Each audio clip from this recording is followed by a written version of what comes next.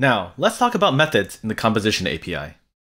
Here, we have our simple counter component where we have our state being tracked by a reactive object with a current count at 0.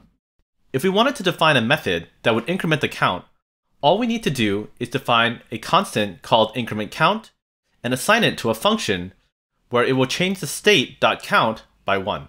And in case you notice too, arrow functions work because now we no longer need to worry about the this context. Once we have that set up, all we need to do is expose this inside of our returned object. And inside of our template, we assign our method just like we would in the options API, where it's @click equals incrementCount. And that's how you define and use methods with the composition API. And with that, let's do some paired programming.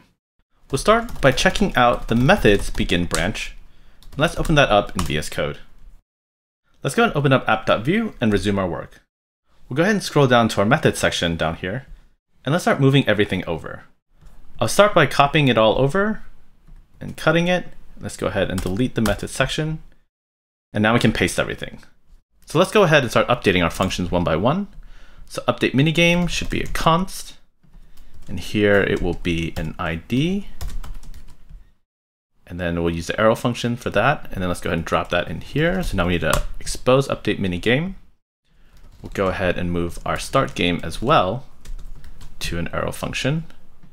And let's go ahead and drop that start game.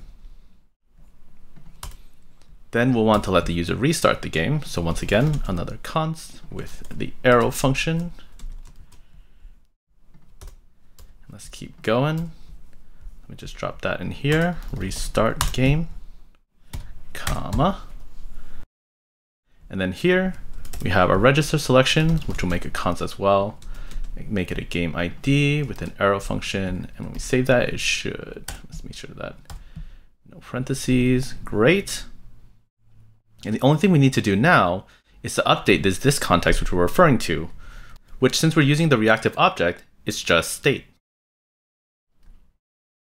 So go ahead and save. I think we need to expose one more, which is register selection. So go ahead and do that. And so now when we jump over to the browser, we'll see now that when I start the mission and select the task, everything still works as expected. To get some more practice on your own, I present you with this code challenge. Check out the methods challenge branch and use the composition API to manage methods in passwordgame.view. In the next video, we'll talk about lifecycle hooks and how they work in the composition API.